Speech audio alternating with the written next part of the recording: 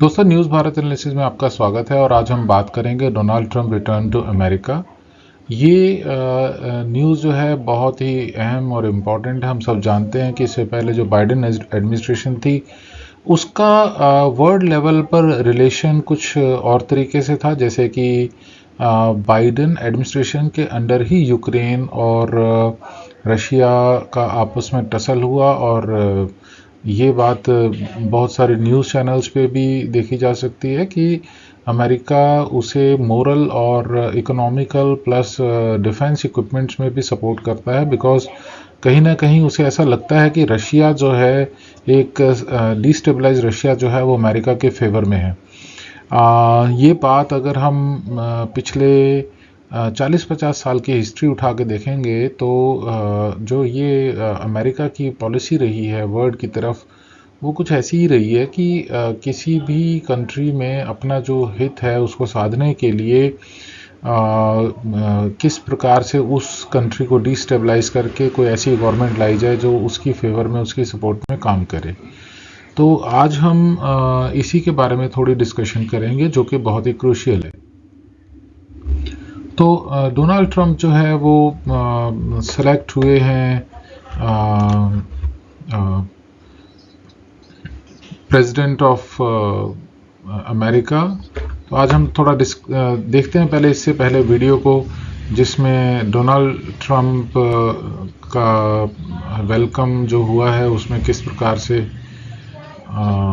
उनके जो support system जो है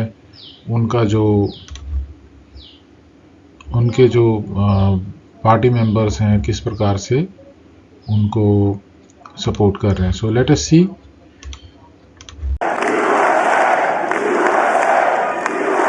Well, I want to thank you all very much. This is great. These are our friends. We have thousands of friends on this incredible movement.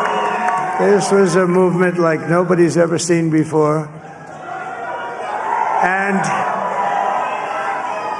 frankly, this was, I believe, the greatest political movement of all time. There's never been anything like this in this country and maybe beyond. And now it's going to reach a new level of importance because we're going to help our country heal. We're going to help our country heal. We have a country that needs help, and it needs help very badly. We're going to fix our borders. We're going to fix everything about our country. And we made history for a reason tonight, and the reason is going to be just that. We overcame obstacles that nobody thought possible, and it is now clear that we've achieved the most incredible political thing. Look what happened. Is this crazy?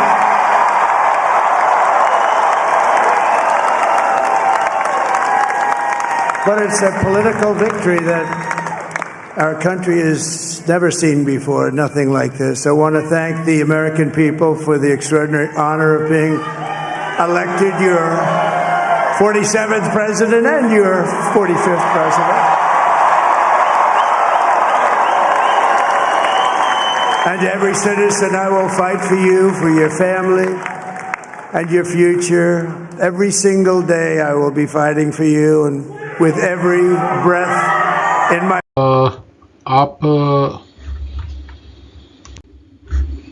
आपने देखा कि किस तरीके से इनकी जो पहली speech है उसमें कुछ इन्होंने क्रूशियल पॉइंट्स रेज किए हैं जो कि ये अपने थ्रू आउट द कैंपेन भी बताते रहे हैं पब्लिक में, और इनकी जो पार्टी की जो थीम लाइन है वो भी यही है कि अमेरिका फर्स्ट। और इसमें बहुत सारे डिसीजंस हैं, जैसे कि आउटसाइडर्स का जो इलीगल माइग्रेशन अमेरिका में है उसको रोकना है। इसके अलावा जो पिछली जो पार्टीज थी जो कि रिपब्लिकन पार्टी थी उसका जो पॉलिटिकल व्यू था वर्ल्ड की तरफ, that is to disturb nations and grow America, to disturb nation for in its own favour, अपने फेवर के लिए ऐसी पार्टी को लेके आना जो उनको सपोर्ट करे। और रशिया जैसी कंट्री जो कि अपने आप में एक पावर है, डिफेंस में भी है, उसको डिस्टेबलाइज करना। और यही नहीं, आप देखेंगे कि बांग्लादेश में भी ये बहुत सुनने में आया कि अमेरिका ने अपना फंड फ्लो करके और वहाँ की जो फंडामेंटलिस्ट थॉट प्रोसेस के पार्टीज़ हैं उनको सपोर्ट किया और वहाँ के इलेक्टेड जो जो वहाँ की प्रेसिडेंट थी वो उनको निकाल दिया, उनको बाई फोर्स आर्मी की हेल्प से उनको थ्रो कर दिया। तो तो ये बात जो है वो वर्ल्ड लेवल पर अब ये ओपन भी है और उधर इज़राइल और ईरान के अंदर भी कहीं ना कहीं वो इज़राइल के ढंग से सपोर्ट नहीं कर रहे थे और इज़राइल को स्नब कर रहे थे कि आप लिमिटेड रिस्पांस दें।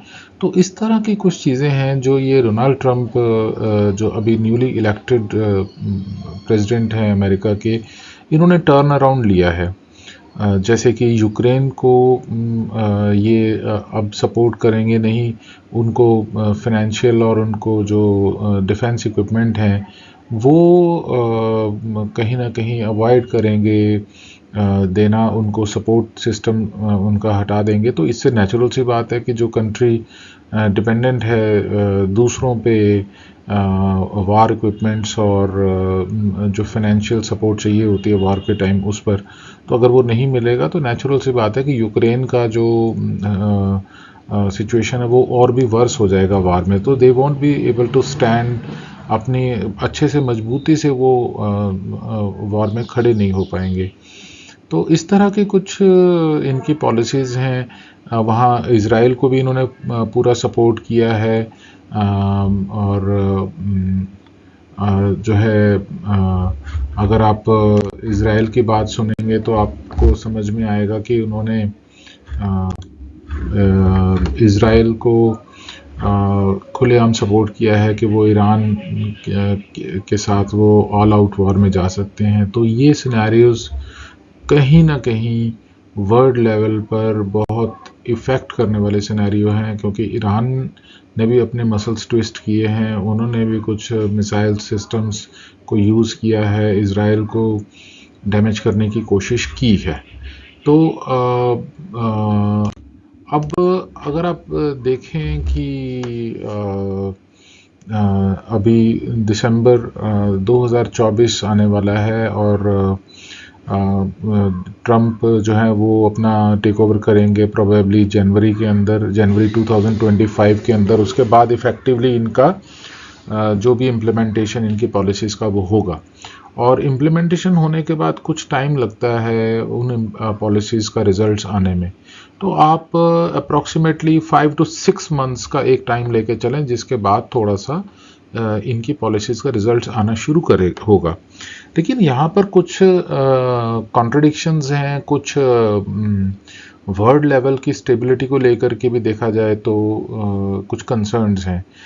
जहाँ तक इज़राइल को फ्री हैंड देने की बात है तो ऑलरेडी जो मुस्लिम वर्ल्ड है उसमें सुगबुगाहट थी, जैसे कि इराक है, पाकिस्तान है, इवन के रशिया और चाइना ने भी इनडायरेक्टली इज़राइल का जो अटैक ईरान पे हुआ था उसको सपोर्ट नहीं किया था।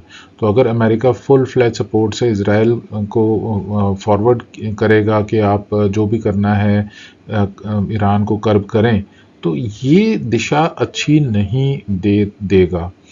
और सिर्फ यही नहीं है, अगर आप इसको इकोनॉमिकल डायमेंशन के अंदर अगर देखेंगे तो इकोनॉमिकल डायमेंशंस भी कुछ ऐसी हैं जिसमें कुछ तो हमारे लिए फेवरेबल हैं, कुछ हमारे लिए फेवरेबल शायद ना भी होंगे। तो जैसे कि चाइना के साथ अभी तक जो अमेरिका का रिलेशन था, तो जो डोनाल्ड ट्रंप है उनका कहना है कि वो टैरिफ्स इंक्रीज करेंगे, कहीं ना कहीं जो चाइना की इंपोर्ट होती थी उस पर कर्ब लगेगा। तो ये तो इंडिया के फेवर में है, लेकिन इंडिया के साथ भी उन्होंने क्लियर कहा है कि क्योंकि इंडिया के साथ फ्री ट्रेड एग्रीमेंट नहीं है और क्योंकि हम जैसे कि चाइना से इंपोर्ट ज़्यादा करते हैं, एक्सपोर्ट कम करते हैं, तो अमेरिका के साथ वाइस वर्सा है। अमेरिका को हम एक्सपोर्ट ज़्यादा करते हैं और वहाँ से इंपोर्ट हम कम करते हैं। तो जब टैरिफ बढ़ेगा कुछ जगह पर तो ये कहीं ना कहीं इंडिया को भी हार्म करेगा। तो खैर ये इकोनॉमिकल फोर्सेस की बात है, पॉलिसीज़ की बात है, पॉलिसी मेकर्स की बात है, वो किस तरह से उनके डिसीजंस को एडजस्ट करते हैं ताकि अब हमारी जो इंडस्ट्री है उसकी अपलिफ्टमेंट हो और उसकी जो बिजनेस ग्रोथ है उस पर कोई इफ़ेक्ट ना हो। अब इसके साथ साथ और भी अगर हम ध्यान दें तो चाइना और इंडिया का जो रिलेशनशिप है वो कहीं ना कहीं अभी पीछे, जैसे कि बाइडन की गवर्नमेंट के अंडर जब इंडिया को स्नब किया जा रहा था बहुत सारे फ्रंट में, जैसा कि आपको मालूम है कि कनाडा की हेल्प से खालिस्तान जो सपोर्टर्स हैं उनको अपराइज किया जा रहा था और कहीं ना कहीं इंडिया को स्नब किया जा रहा था। तो इंडिया ने भी अपना पॉलिसी चेंज किया और ब्रिक्स के अंदर मीटिंग में जा कर के हमने ये अमेरिका को भी दिखाया कि we have other options open and we can go for those options. अब ट्रंप के आने के बाद कुछ सिनेरियोज बदल सकते हैं, बट कितना बदलेंगे और इंडिया क्या उसी प्रकार से जैसे कि पहले ट्रंप के टेन्योर में अमेरिका को सपोर्ट कर रहा था या अमेरिका के साथ था या अमेरिका सपोर्ट इंडिया की कर रहा था, क्या उस लेवल पर हो पाएगी, इस पर कुछ क्वेश्चन मार्क्स ज़रूर हैं।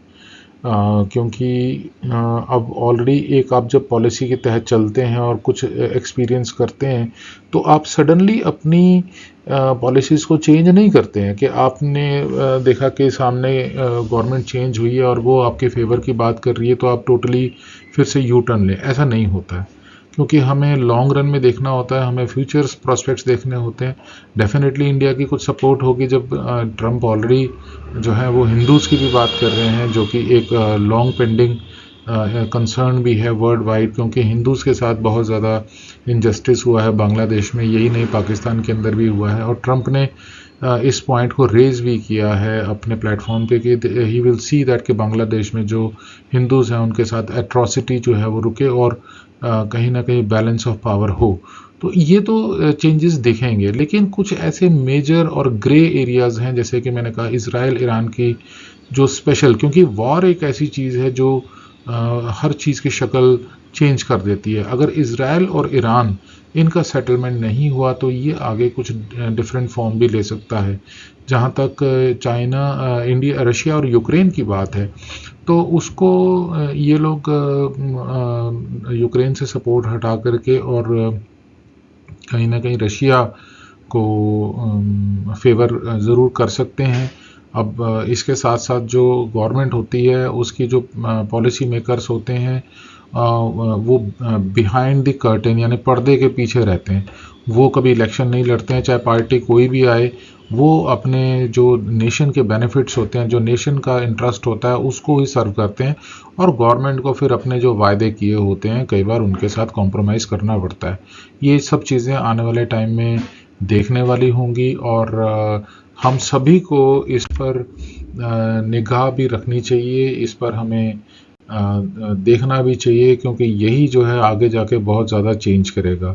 और जैसा कि मैंने पहले भी कहा, आप अगर देखेंगे कि सभी सिनेरियो में जो वॉर है वो सबसे ज़्यादा क्रूशियल पॉइंट रहेगा कि ईरान और इज़राइल की वार जो है वो क्या शेप लेती है। ये अगले 1-1.5 साल में देखने वाला पॉइंट होगा और अगर कहीं वो उसका टर्न कुछ वियर्ड होगा, अगर कुछ टर्न बहुत ख़तरनाक होगा तो वो वर्ल्ड लेवल पर बहुत ज़्यादा इफ़ेक्ट कर सकता है। तो आने वाले टाइम में भी हम जैसे जैसे चेंजेस होंगे उसका न्यूज़ उसका डिस्कशन हम करेंगे और कुछ स्टैटिस्टिकल डेटा भी नेक्स्ट टाइम लेके आएंगे अपने पॉइंट को सपोर्ट करने के लिए। और स्टैटिस्टिकल डाटा हम सबको ध्यान रखना चाहिए कि स्टैटिस्टिकल डाटा जो है वो फैक्ट्स पर बेस्ड होता है और उसी पर बेस्ड हमें अपना भी सोच बनाना चाहिए। यहाँ एंड में हम एक बात ज़रूर रखेंगे कि कोई भी सरकार जो हम देश में सेलेक्ट करते हैं तो क्या वो नेशन की ग्रोथ करती है, नेशन को बाइंड करती है, उसका इंटेंट क्या है, उसका इंक्लिनेशन क्या है, क्या वो पीस की तरफ जाती है, क्या वो वहाँ के जो मेजॉरिटेरियन पीपल हैं उनकी सपोर्ट सिस्टम उसका बनता है। क्योंकि किसी भी देश में जो मेजॉरिटी पीपल हैं वही देश की ग्रोथ करते हैं। अगर वो उनका माइंडसेट सही हो। तो इस नोट के साथ हम इस न्यूज़ एनालिसिस को एंड करते हैं। धन्यवाद। अगर आपको हमारा न्यूज़ एनालिसिस अच्छा लगा हो और अगर आप कुछ और भी एडिशन चाहते हैं तो आप कमेंट में ज़रूर लिखें। हमारे चैनल को सब्सक्राइब और शेयर करें। धन्यवाद। Thank you so much.